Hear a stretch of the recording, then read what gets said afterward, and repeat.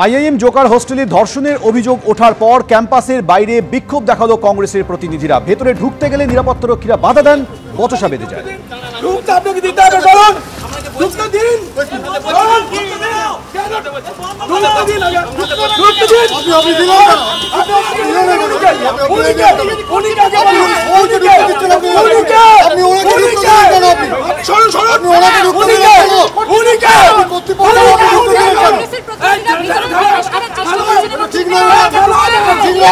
পুলিশের উচিত সম্পূর্ণ ইনভেস্টিগেশন করা। তার কারণ এরম একটা প্রিমিয়ার ইনস্টিটিউটে ধর্ষণ হচ্ছে, তার মানে নিরাপত্তার অভাব শুধু নয়, চরম গাফিলতি।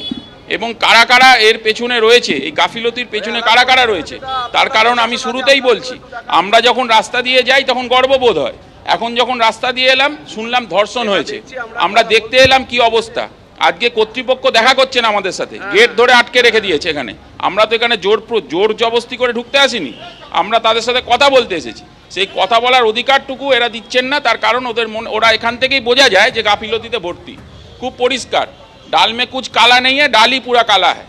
এবং এরকম একটা কেন্দ্রীয় শাসিত প্রিমিয়ার ইনস্টিটিউটে এই যদি অবস্থা হয়, তাহলে আমরা সাউথ ক্যালকাটা ল কলেজ দেখলাম, খাস কলকাতার যারা বাসিন্দা দেখুন, এখানে অনেক বাইরের ছেলেমেয়েরা পড়াশুনো করতে আসে।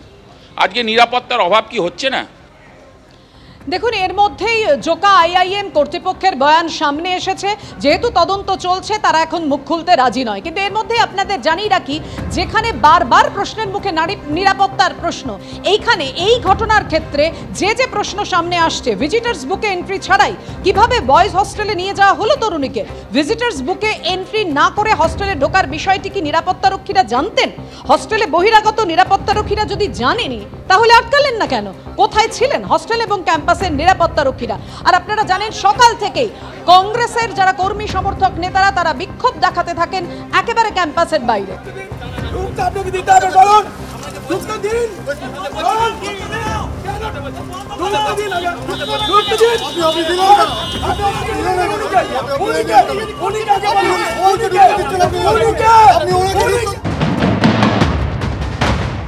বাংলায় শিক্ষা প্রতিষ্ঠানগুলো ক্রমশ ধর্ষণকারীদের আধিপত্য প্রতিষ্ঠার ক্ষেত্র হয়ে দাঁড়িয়েছে। একবারে দৃষ্টান্তমূলক শাস্তি যদি ব্যবস্থা করা না যায়, তাহলে এই সংক্রমণকে ঠেকানো মুশকিল। রাজ্যের প্রত্যেকটা শিক্ষা প্রতিষ্ঠান, সরকারি হোক বেসরকারি হোক, সর্বত্র পশ্চিমবঙ্গের প্রশাসনের তীক্ষ্ণ নজরে আনার ব্যবস্থা করতে হবে।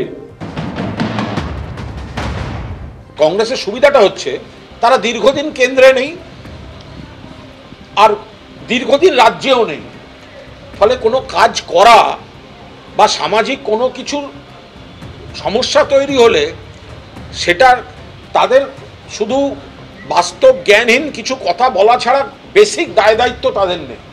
কোনো খারাপ ঘটনা কেউ সমর্থন করছে না, কোনো খারাপ ঘটনা।